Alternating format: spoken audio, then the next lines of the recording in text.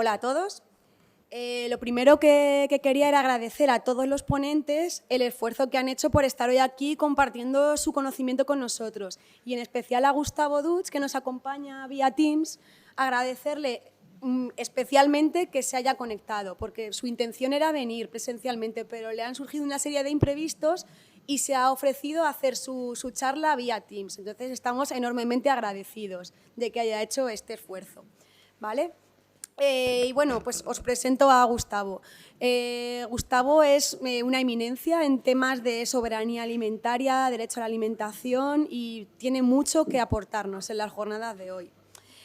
Él es director de la revista Soberanía Alimentaria, que es también un referente en cuanto a estos temas. Gustavo es licenciado en veterinaria y, de hecho, fue miembro fundador de Veterinarios Sin Fronteras y fue director de esa misma entidad entre el 91 y 2009. Actualmente no solo es coordinador de la revista Soberanía Alimentaria, Biodiversidad y Culturas, sino que también colabora estrechamente con movimientos campesinos como la Vía Campesina o Plataforma Rural. Y no solo eso, él también colabora y divulga con muchos medios de comunicación, como por ejemplo el diario El País.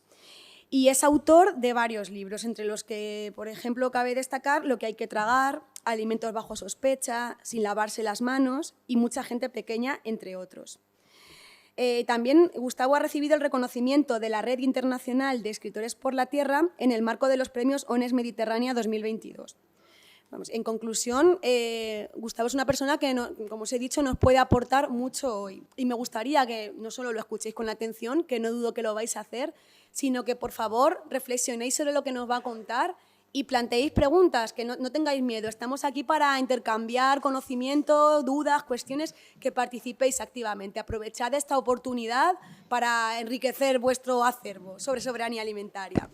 Y bueno, el título de su ponencia va a ser Perspectivas del sistema alimentario ante el agotamiento de los combustibles fósiles. Y sin más dilación, le dejo la palabra a Gustavo para que nos cuente lo que ha preparado. Gracias. Gracias, Ángela. Buenos días a todas.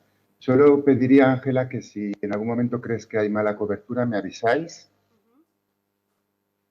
Como decía Ángela, no he podido asistir. Estoy en el hospital con un familiar y no sé qué cobertura puedo tener durante el transcurso de la charla. ¿Se me escucha bien, Ángela? Sí, perfecto. Se escucha y se ve sin problema. Muy bien.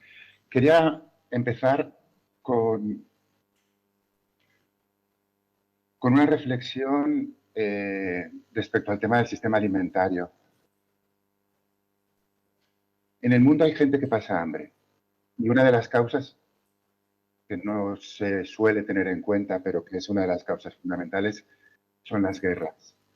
Y yo no quiero dejar de tener presente en esta mañana al pueblo palestino que está siendo asesinado por un sistema que tenemos que denunciar y del que parece que la Unión Europea está siendo cómplice.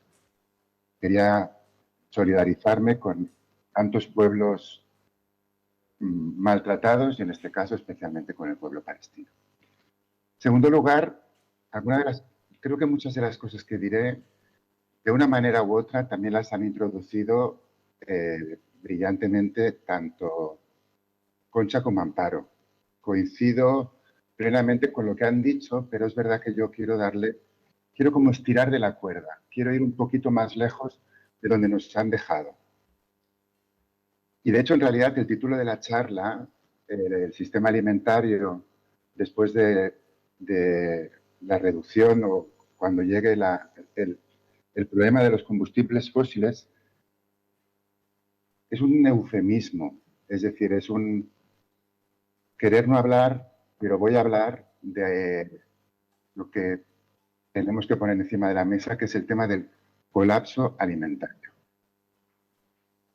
Una situación de colapso que va a afectar a toda la población mundial. Y empiezo tomando como referencia un estudio que ha elaborado una de las empresas más importantes de calificación crediticia. Esas empresas son empresas fundamentales en el capitalismo donde vivimos son las empresas que estudian qué situaciones de riesgo, de ventajas, de posibilidades hay de hacer negocio en cualquier sector económico que tengamos planteado invertir. Son las empresas que utilizan los grandes fondos de inversión para saber dónde poner su dinero y si ese dinero va a rentar, va a generarles beneficio. Es decir, que es un estudio que no llega ni de organismos humanitarios, ni de organizaciones no gubernamentales, ni de las administraciones. Está llegando del meollo del capitalismo. Y esta empresa, una de las tres más importantes, ha presentado un estudio, referencias, que habla que con una alta seguridad, en el 2050, antes lo nombraba Amparo, no falta tanto, pero hay 30 años aún para alcanzar esa fecha, con una alta probabilidad, según sus estudios, más de la mitad de la población del mundo, es decir, unos 4.000 millones de personas, tendrán problemas alimenticios, tendrán problemas de mala nutrición. Supongo que estáis siendo todas conscientes de lo que significa esta cifra. Es impactante, pero fijaros que cuando se presentan estas cifras ya aparece un sesgo que también ha introducido en la conferencia Concha. Es que estamos hablando de un colapso que llegará cuando en realidad ese colapso alimentario ya existe para al menos 800 millones de personas que ya en la actualidad, es decir, la noticia hace referencia que en el 2050 ya nos afectará a todas. Afectará también a la civilización occidental rica, poderosa, de la que nosotras formamos parte. Bien, entonces, ¿cuáles son, por un lado, las causas de que en la actualidad, más de 800 millones de personas ya estén pasando hambre? Una la he comentado, las guerras. Las guerras en Palestina, las guerras en el Yemen, las guerras en cualquier rincón del mundo, las guerras contra el Kurdistán, etc. Las otras causas,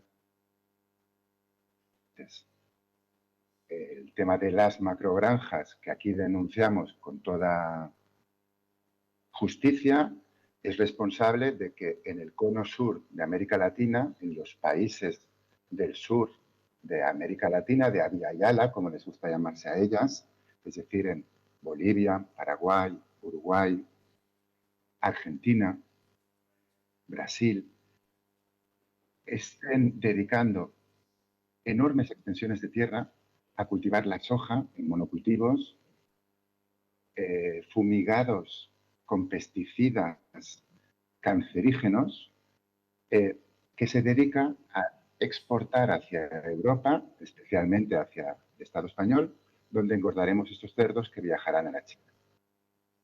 Detrás de las macrogranjas y todos los problemas que nos ha introducido Amparo, hay el hambre de millones de personas que vivían en los campos de Argentina, de Brasil, y ahora no pueden vivir de sus tierras. Se les ha expulsado. Pensar que solo, por ejemplo, solo en Argentina, la mitad de toda la tierra fértil que disponen, la mitad, la dedican a la soja. Hay muchos otros cultivos que causan estos problemas. También el que le explicaba Concha de la palma africana. Millones y millones de hectáreas en el sudeste asiático, en Indonesia, para que aquí produzcamos biodiesel, de nuevo un eufemismo, no es bio, pero también alimentos procesados como las pizzas, las sopas, los bollicaos, todos esos alimentos que encontramos, que sabemos que son perjudiciales para nuestra salud, pero sobre todo son la causa del hambre de muchas personas de esos países. Las flores.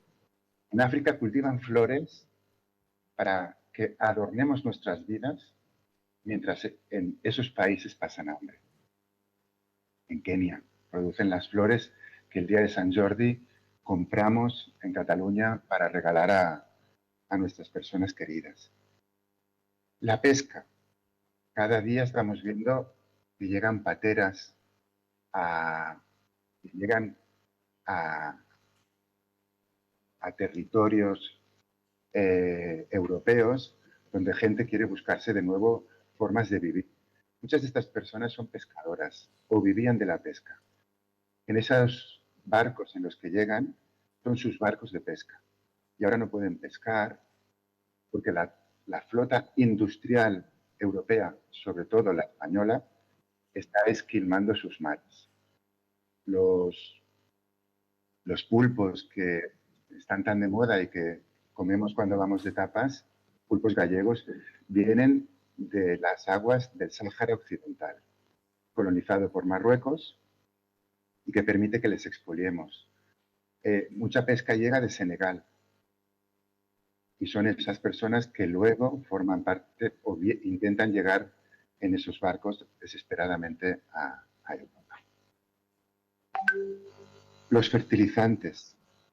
En la agricultura industrial se utilizan productos minerales para fertilizar las tierras. Uno de ellos son los derivados del fosfato. También lo estamos expoliando del Sáhara Occidental. Es decir, al final, y el petróleo, claro, lo decíamos en el título de la charla, ¿de dónde llega el petróleo? El petróleo llega de nuevo de los países del sur empobrecidos. En realidad el petróleo es una maldición. Los países que tienen petróleo son los países que viven en pobreza, porque se les está esquilmando. Ese es el hambre que ya existe. Pero decían en este estudio de la empresa de Crediticia que también vamos a encontrarnos con un colapso en toda la alimentación. Y también la alimentación que hoy nos está alimentando a nosotras.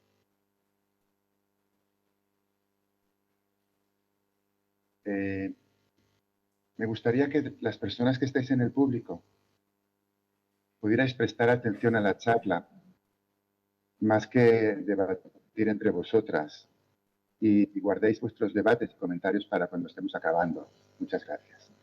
Entonces decía que tenemos un modelo que puede colapsar y eso es un hambre que se nos acerca, es un hambre que nos va a afectar. ¿Cuáles son las causas de que esto pueda llegar a afectar a nuestras vidas y más a muchas de vosotras que sois personas jóvenes? En primer lugar, el agotamiento del petróleo. Sabemos que ya hemos superado el pico del petróleo. Superar el pico del petróleo significa que ya se sigue extrayendo petróleo, pero que ya hemos superado los máximos, que cada vez vamos a encontrarnos con menos. Esto es una evidencia científica. Por lo tanto, va a haber menos y su precio va a ser más caro. ¿Por qué el que no exista petróleo va a llevarnos a problemas alimentarios? Porque el petróleo lo estamos utilizando en todas las fases de la cadena alimentaria. Utilizamos el petróleo para que los tractores, las cosechadoras, puedan arar las tierras. No lo hacemos a mano, lo hacemos con maquinarias. Utilizamos el petróleo para fumigar los campos. Los pesticidas que utilizamos, los plaguicidas, todos los químicos que utilizamos para matar lo que se llama, equivocadamente, malas hierbas, necesitan del petróleo. Los fertilizantes de síntesis, la manera que tenemos de nutrir a los suelos para que sean muy productivos, como decía Concha en su primera intervención, derivan del gas natural, derivan de un petróleo que se está agotando. Evidentemente, después, para que esos alimentos que hoy lleguen hasta Castilla-La Mancha, tienen que recorrer miles y miles de kilómetros, que solo lo pueden hacer de forma tan barata gracias al petróleo. Con el agotamiento del petróleo, con el encarecimiento del petróleo, la agricultura industrial, la agricultura que hoy nos está dando de comer barato, va a caer en una situación de colapso. Pero hay otro tema central y que cualquiera de vosotros, tanto si vive o no vive en el campo, creo que también tiene que tomar conciencia. Y es que el calentamiento global, que no lo vamos a frenar a corto plazo, el calentamiento global ya está afectando a la reducción de los cultivos. Al final, que nosotros, que vosotras comamos, significa que dependemos de unas condiciones climatológicas. Los alimentos necesitan unas condiciones precisas. Los alimentos no los controla la soberbia humana, dependen del clima. En la medida de que tengamos este tipo de temperaturas que estamos padeciendo, reducimos mucho la producción de nuestros alimentos. Este año lo hemos visto con estas olas de calor, con innumerables cultivos. En Castilla-La Mancha se han producido muchos menos toneladas de productos propios de vuestra región. Pero en Cataluña, donde yo vivo, exactamente lo mismo. Y en todos los lugares del mundo. En países que están produciendo los cereales con los que se fabrica nuestro pan o se engordan nuestros cerdos, en Estados Unidos o en Rusia o en Brasil, están sufriendo los mismos problemas derivados del calentamiento global. En tercer lugar, creo que también tenéis que tomar conciencia de que tenemos un problema de falta de agua estructural. No es que llueva menos, que llueve menos. Es que estamos utilizando las reservas de agua, los acuíferos, por encima de la capacidad que tienen esos acuíferos de volver a recargarse. ¿Qué cultivos pensáis? ¿Qué respuesta tecnológica? ¿Cómo pensáis que se va a resolver este problema de disponer de menos agua de la que necesitamos para seguir produciendo nuestros alimentos? Se calcula que vamos a llegar a un punto de disponer de menos agua subterránea también en los próximos años. En el caso de la península española ya tenemos muchos ríos que están en déficit hídrico, que se recargan menos de lo que tendrían que recargarse. Y por lo tanto, cultivos fundamentales como el arroz o el maíz, que son cultivos que en muchos lugares son cultivos de regadío, van a descender su producción. Y estamos hablando de cifras que pueden llegar hasta el nivel del 40%. Quiero que empecemos a entender y a preocuparnos de que estamos hablando no de ninguna distopía de las series de televisión, sino de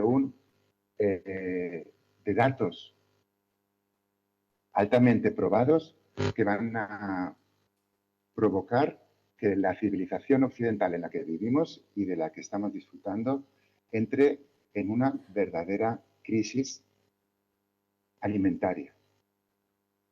Hay más problemas. Están desapareciendo las abejas. Y las abejas son fundamentales para la polinización.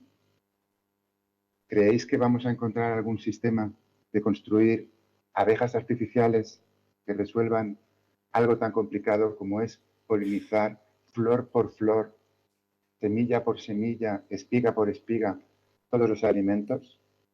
¿Habéis escuchado que alguien tenga una respuesta a eso? ¿Estáis escuchando alguna respuesta a lo que significa que la tierra, el suelo, donde se cultivan los alimentos, cada vez es menos fértil? ¿Cada vez hay menos tierra disponible? ¿Estamos construyendo encima de la tierra polígonos? ¿Estamos construyendo macrogranjas? ¿Estamos construyendo parques de energías renovables, pero estamos perdiendo la tierra, que es el único lugar que puede producir los alimentos que nosotros necesitamos? Es un astro con las dimensiones que tiene. No lo podemos ensanchar. y la tierra donde se producen los alimentos no podemos crearla. Mark Twain, el escritor, el famoso escritor de Tom Sawyer, a los inversores de su época, en los años 30, les decía, compren tierra que no se fabrica más. Bueno, pues ese es el fenómeno que comentaba también Concha, de acaparamiento de tierra. Las grandes multinacionales quieren tener tierra, porque es el único lugar que va a producir alimentos. Si ustedes quieren invertir dinero, compren tierras, porque será lo que más les rentará. Si pensáis en el eslogan del Señor de los...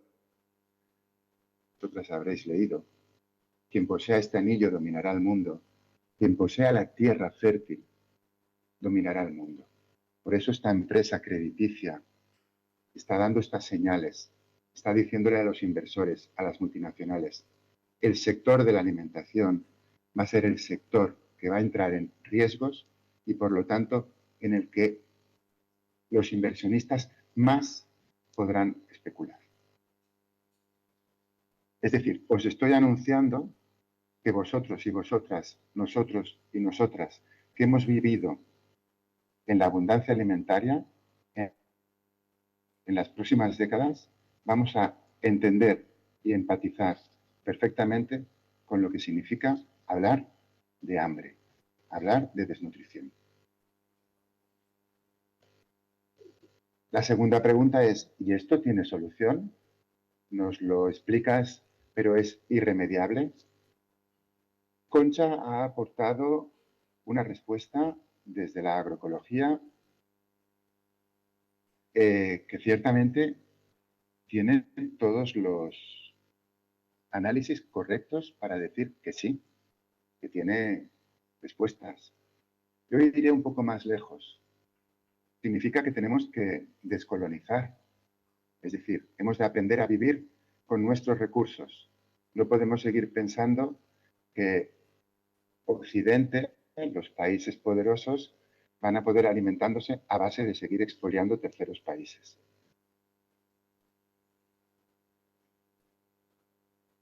Voy a volver a hacer una llamada de atención a los chicos que estáis en la mesa, en la público, porque es muy difícil para una persona que está intentando transmitir que sigáis haciendo debates particulares. Guardaros el debate para cuando acabemos, por favor. Es que necesito concentrarme, sé que lo comprendéis. Necesitamos desurbanizarnos.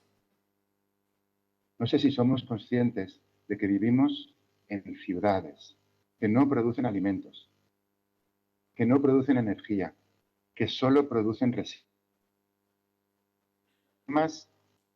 que no son naturales, que están equivocados, que no son sostenibles y que no los vamos a poder hacer sostenibles. Tenemos que desurbanizarnos. Ese es un reto mayúsculo.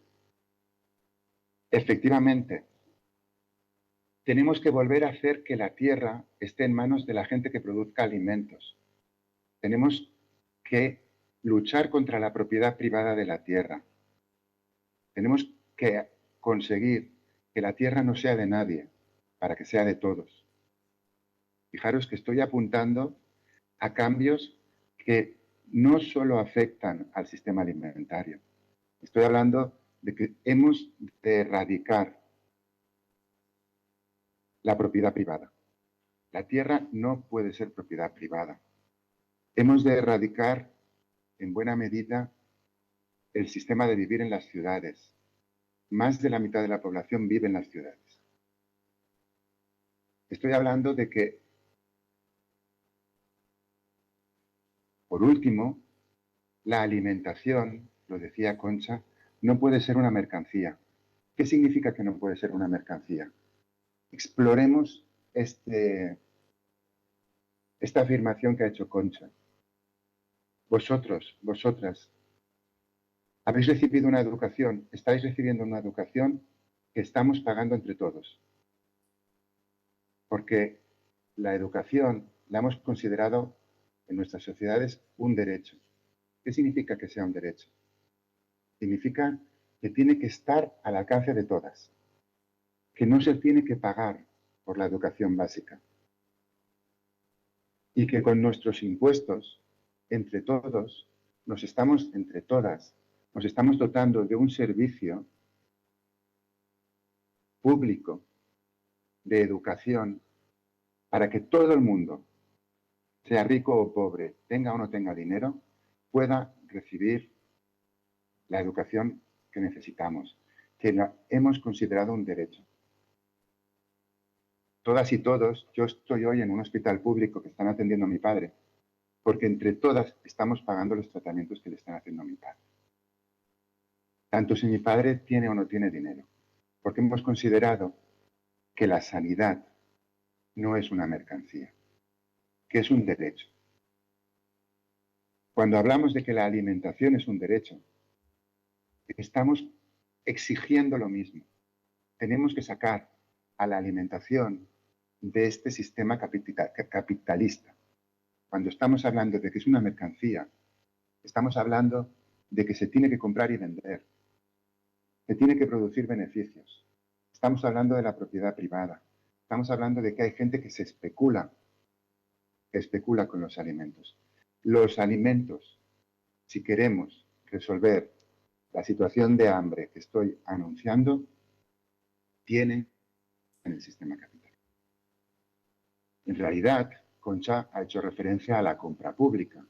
La compra pública es que en algunos pequeños escenarios, como por ejemplo los comedores escolares, ya no hay, el sistema ya está intervenido, ya está regulado, ya es un sistema, vamos a decir, socializado. Los niños y niñas van a los comedores escolares y se les ha garantizado que van a tener comida. Y esa comida se ha comprado a un precio justo a los campesinos y las campesinas.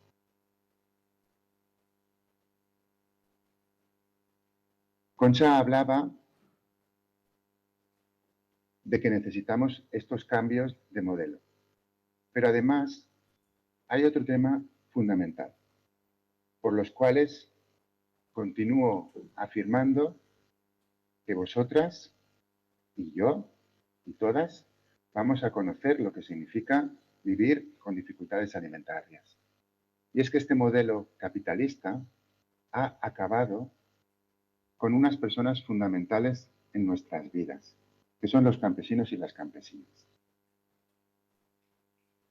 Pensar un momento vosotras, que estáis en la sala, cabeza el nombre de algún campesino, de alguna campesina famosa, reconocida, que sea por todos un referente. Tenemos referentes culturales, pocos lamentablemente. Tenemos referentes artistas, músicos, políticos. Pero estáis pensando, ¿tenéis a alguien en la cabeza que sea conocido porque cuidando la tierra nos da de comer? Difícilmente. ¿Conocéis a alguien que viva de la agricultura, del campo, de la ganadería? Difícilmente. En estos momentos, en España, solo un 3 o un 4% de la gente que trabaja se dedica a producir comida. En mis generaciones, cuando yo tenía vuestra edad, un 25% de personas producía comida, vivía en el campo, vivía en los pueblos. Tenían la sabiduría que reclamaba Concha y Amparo de conocer la magia que supone plantar una semilla y que sin ningún recurso externo podamos cosechar alimentos. Esa magia, ese don, esos superpoderes, que diríais vosotros, ya no los tenemos al alcance. Y sin volver a tener campesinos y campesinas en el campo, todos los proyectos, todas las propuestas que queramos poner en marcha, insisto, van a ser insuficientes. Es decir, y voy concluyendo, tenemos un problema que se llama colapso alimentario. tenemos unas propuestas de solución,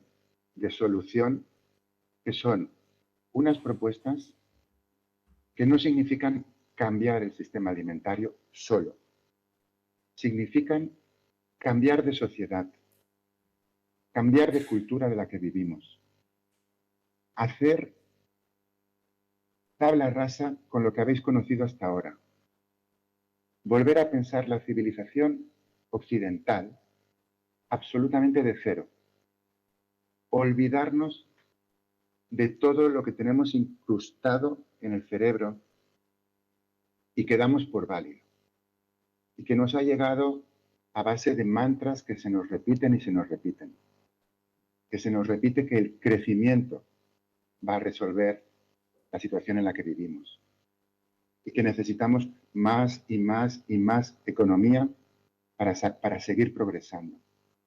Olvidémonos de ese mantra que nos está llevando a donde estamos. Es el mantra que repiten los empresarios que construyen las macrogranjas. Ese es el mantra. Olvidémonos de la idea del progreso. El mundo, la naturaleza, no funciona en línea recta, no funciona con un pensamiento progresista, no funciona con que siempre se puede seguir adelante. Si seguimos siempre adelante, solo existe el precipicio. En la naturaleza, todas las formas de vida funcionan cíclicamente.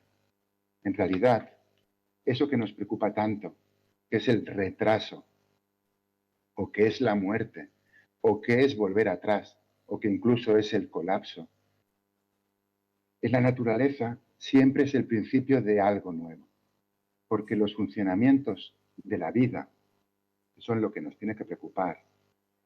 Cómo habitar para que la vida siga funcionando. La vida es un círculo. Olvidémonos, tenemos que olvidarnos de ese pensamiento. Tenemos que olvidarnos de que la ciencia va a darnos respuestas tecnológicas, respuestas para todo. El último árbol del planeta lo talará un proyecto de energía sostenible. Todos los proyectos de energía sostenible que nos están presentando, las energías renovables, el hidrógeno verde, las plantas de biogás a las que hacía referencia Amparo, lo único que tienen, la única pretensión que tienen es mantener durante un tiempo formas de habitar el mundo absolutamente insostenibles y depredadoras, como ya estamos viendo. Yo solo os propongo que tomemos conciencia que sí tenemos una crisis civilizatoria, como decía Concha. Y una crisis civilizatoria significa que lo que falla es el pensamiento de esta civilización. Tenemos una crisis de pensamiento. Y que borremos todo lo que tenemos construido en nuestras cabezas. El antropocentrismo, el creernos que el hombre es el centro del universo. El androcentrismo, creernos que el varón, el hombre, es el macho es el que tiene el dominio y la respuesta de todo. Creernos que somos una especie por encima de las otras especies.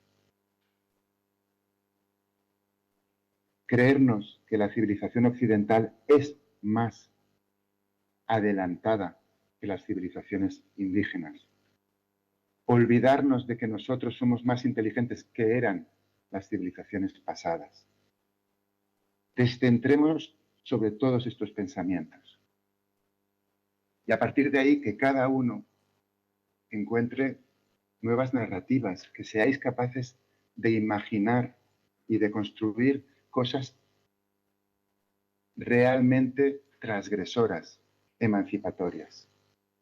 Yo solo os quiero contar que en esa transgresión, mi mirada particular, pero que cada uno tiene que hacer este ejercicio, Mi mirada particular me lleva a pensar en la importancia de sentirnos humildes.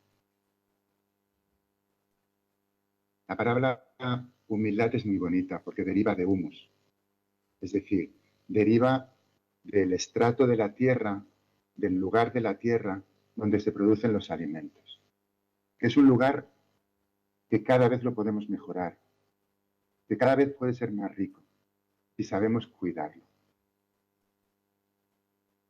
Es decir, la humildad de volver a vivir pegados a la tierra, dentro de la tierra, formando parte de la tierra, no conectando de vez en cuando con la tierra, siendo parte de los ciclos de la tierra, de los ritmos de la tierra, de vivir con la sobriedad que nos marca la tierra, de sentirnos que dependemos de la tierra, dependemos de la naturaleza. Es decir, acercándonos al mundo campesino. En mi manera de desmontar este mundo e inventar otro nuevo mundo, de descivilizarme para recivilizarme, yo creo que tengo que apostar por la recampesinización, reruralización. Volver a sentirme que formo parte de una comunidad. Somos la única especie animal que ya no vivimos en una manada, que creemos en el individualismo. De nuevo, otro error de base. Dependemos de comunidades humanas que nos sepamos ayudar, que sepamos intercambiar, que sepamos hacer trabajos comunitarios, que sepamos cuidarnos, porque el mundo no nos lo va a resolver el dinero. ¿Y por qué no?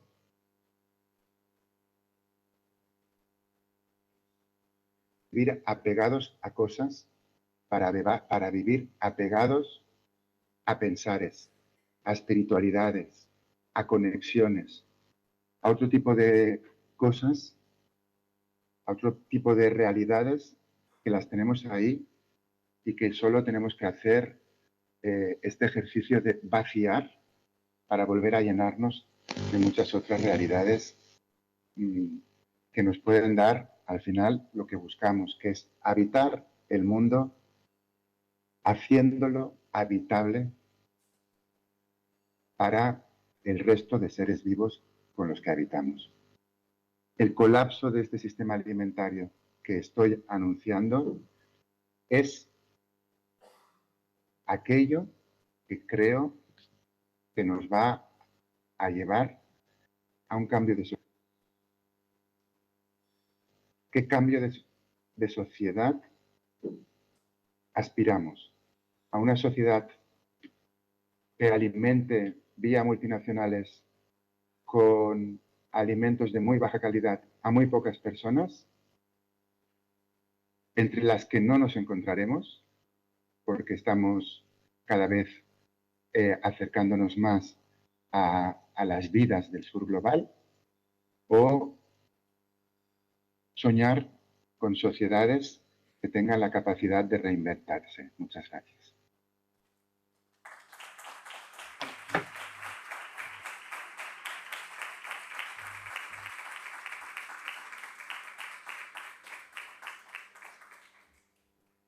Bueno, muchas gracias a ti, Gustavo, por tu brillante exposición. La verdad que el mensaje es duro, pero hay un final esperanzador de que podemos hacer, tenemos cosas que hacer en nuestra mano como individuos y como sociedad. Entonces, bueno, quería dar paso a un turno de debate, preguntas, si alguien quiere comentar algo en la sala. Los alumnos, alguna reflexión que queráis hacer sobre qué podéis aportar vosotros a la sociedad como personas jóvenes con empuje y capacidad de cambiar las cosas. Ahora mismo. Gracias, Concha. Ponte de pie, por favor, Juanjo, que así te ve mejor Gustavo, a quien se está dirigiendo, ¿vale?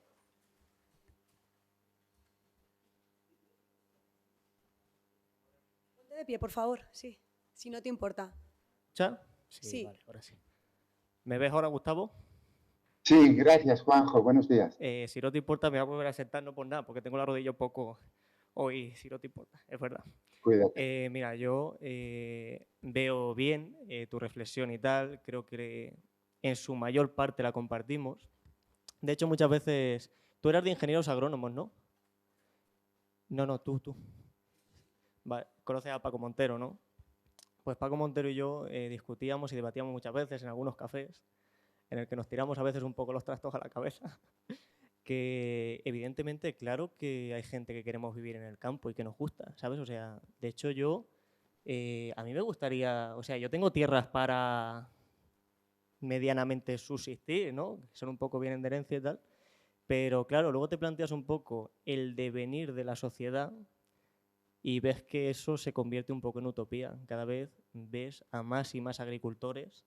Yo creo que somos conscientes todo el mundo de ello, vender sus tierras, sobre todo que vienen casi de herencia, ¿no? Porque prácticamente la gente joven hoy en día ni las trabaja ni tampoco es que se vea un interés, que tampoco pasa nada, ¿no? Que cada uno evidentemente tira por lo que tira. Pero claro, evidentemente en esta sociedad a la que evolucionamos, sobre todo yo hablo creo que casi en nombre de todos, si me lo permitís, pero uno solo ve futuro en algo estable, como puede ser, me voy al tema laboral, ¿no? En este aspecto, que creo que también compete un poco a este debate. Uno ve estabilidad en el sector público y, bueno, a lo mejor también en ciertos sectores del sector privado, pero es muy complicado para un joven el día de mañana rebrotar en ese mundo rural. Yo, por ejemplo, lo veo así. Y no sé, sí que es verdad que ya te digo, hablando con Goyo esta mañana que hemos estado hablando de ti, Gustavo, pues me comentaba eso, ¿no? Y yo comparto mucho tu reflexión. Creo que sí que sería muy bonito encaminarnos hacia una sociedad mucho más colectiva, en la cual el comunitarismo, por decirlo de alguna manera, fuera un poco la base y el pilar. Pero sinceramente creo que los valores de la sociedad moderna no se encaminan hacia ello. Mi reflexión es esta. Si quiere también le puedo dar de la macrogranja la reflexión, pero eso ya me apagué las cámaras, ¿eh? No vaya a ser que nos vayamos. No sé si me has escuchado, Gustavo, ¿no? Ángela. ¿Nos escuchas bien, Gustavo? Ángela. ¿Nos escuchas? Necesita que te lo repita. No te escuchamos nosotros a ti. Que Ahora.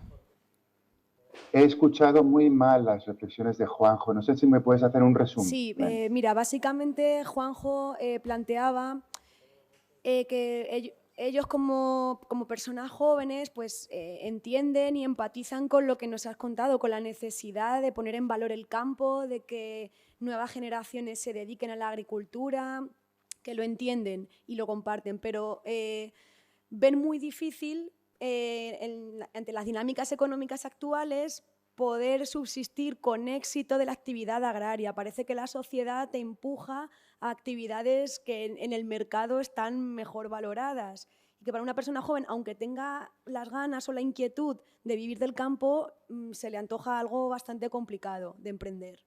Era su reflexión. ¿Era esa, Juanjo?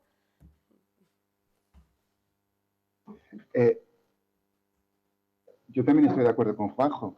Por eso entiendo, reafirmo en que vamos a vivir en una situación de crisis alimentaria en nuestros países, que ya han empezado. Los precios alimentarios cada vez son más caros.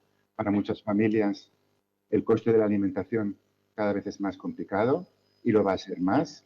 Llevamos una inflación alimentaria de un 10%, pero recientemente estuve en Argentina y llevan un país agrícola y tienen una inflación alimentaria del 100%. Y eso va a llegarnos a nosotras. Y precisamente va a llegarnos porque no estamos atendiendo, como decía Juanjo, a la necesidad de recampesinizar nuestra sociedad, de ruralizar nuestra sociedad, de volver a desurbanizar nuestra sociedad y empezar a producir nuestros propios alimentos, empezar a recuperar que formamos parte de la tierra y que hemos de vivir de la tierra que tenemos a nuestro alrededor. Y si esta sociedad tomara este mensaje de Juanjo con seriedad, no llegaríamos a esa situación, pero no lo va a adoptar. A no ser que tengamos una capacidad de movilización absolutamente radical y seamos capaces de darle la vuelta a todo en muy poco tiempo. No sé si estáis siguiendo en Francia un movimiento social donde el mundo campesino, de los pequeños campesinos, mucha gente de la ciudad y mucha gente del ecologismo han construido un movimiento que se llama les soulèvements de la terre, los levantamientos de la tierra, las sublevaciones de la tierra. En marzo del año pasado, no, en marzo de este año, hicieron una movilización frente a unos proyectos de acuíferos industriales, unas megabalsas. Hagamos un símil con las macrogranjas que nos presentaba aquí Amparo. Hicieron una movilización que congregaron a 30.000 personas en un único pueblo, 30.000 personas. Llegó la policía,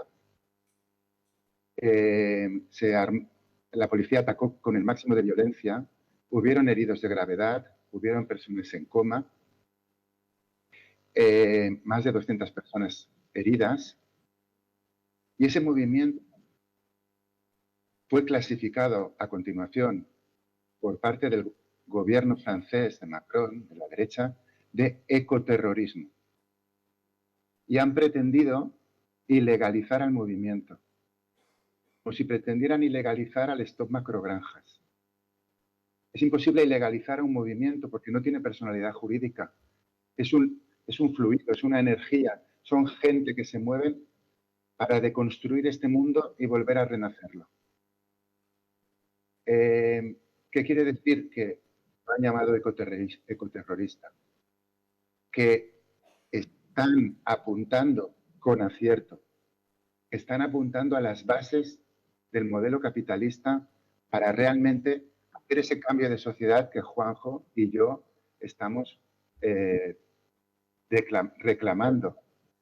Entonces, si no somos capaces de movilizaciones de este calibre y de ponernos en condiciones de luchar frente a los estados capitalistas que nos gobiernan, si no tenemos esta actitud política revolucionaria, y utilizo las expresiones con rigor, porque revolucionario significa darle la vuelta, revolucionar, vamos a llegar a la situación de seguir creyendo en la industria, seguir creyendo en la tecnología, seguir creyendo en las importaciones, seguir creyendo que el dinero nos va a dar las respuestas.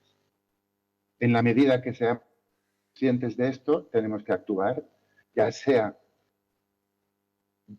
apoyando todas aquellas iniciativas y todos aquellos proyectos que, aunque hoy sean insuficientes, porque lo son insuficientes, proyectos de vuelta al campo, de granjas ecológicas, de producciones locales, aunque no nos van a resolver la situación, al menos nos están dibujando cómo tendremos que salir de ese colapso, cómo podremos reorganizar la sociedad, porque sin duda el colapso va a obligar a reorganizarnos. Entonces, solo tenemos, a mi entender, dos opciones: o unas movilizaciones radicales para evitar el colapso, o entender el colapso sin más dramas. Entender sabiendo que va a haber dolor y preocupación, porque ya lo hay, porque en Gaza se está asesinando por intereses globalizados, entender como el punto de inflexión en el que, ya no por voluntad, sino por obligación, vamos a tener que reorganizarnos. En ese tener que reorganizarnos, yo vuelvo a apuntar a los mismos elementos que os decía: comunidad, naturaleza, agricultura, como ha vivido la sociedad humana durante al menos 10.000 años. Muchas gracias, Gustavo. A mí me gustaría, bueno, tenemos otra pregunta, pero solo puntualizar una cosilla. Vosotros, como jóvenes que estáis estudiando economía, emprendimiento, etcétera, podéis aportar más de lo que pensáis a esta reivindicación del campo. Para que el campo vuelva a tener sentido y sea atractivo para la gente, es necesario que surjan comunidades, redes de apoyo. Entonces, no todo el mundo que termina la carrera de economía tiene que irse a trabajar a Madrid, a una consultoría. En línea con lo que comentaba Gustavo de la desurbanización, sería muy positivo que brindaseis vuestros saberes y vuestros conocimientos al mundo rural.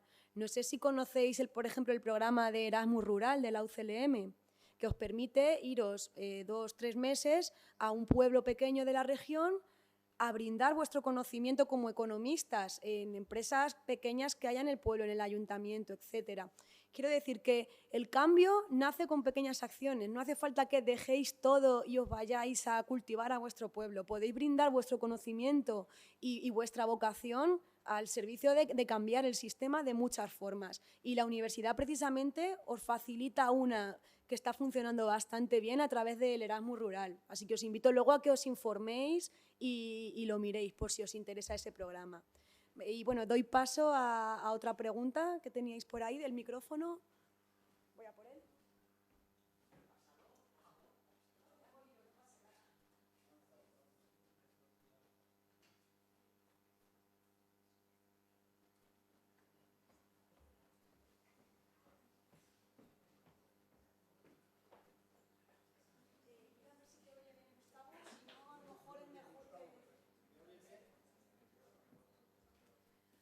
Gustavo, ¿escuchas la pregunta? A ver. Gustavo, ¿me escuchas? De momento sí. A ver si lo consigo escuchar todo. Si no, me haces luego un resumen, Ángel. Bueno, pues eso, buenos días. Soy quinciano. Coincidimos creo que fue el 10º encuentro de plataforma rural en la Venta de Contreras, Minglanilla, Cuenca. Y bueno, acuérdate que te perseguí junto con Jeromo para que me firmaras un libro. Bueno, pues en primer lugar quiero felicitarte por ser capaz de mantener a flote una publicación como la de Soberanía Alimentaria, que tiene mérito.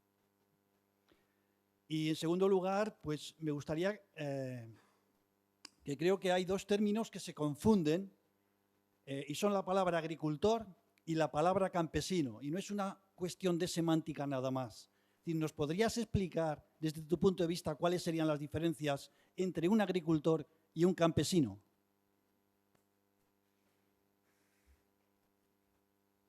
¿Lo has escuchado bien, Gustavo? No. No, la diferencia entre un agricultor y un campesino. Sí. ¿Es Paco quien está hablando? ¿Cómo? ¿Perdona? Es ¿Quién es? quinciano, Quinciano. del Llanero Solidario. Entendí algo de la diferencia entre campesino y agricultor, pero no Sí, más. esa era su pregunta. Sí, podrías matizar esa diferencia. ¿Es una pregunta que me hace o es la explicación que quiere dar él? No, te la hace, te la hace.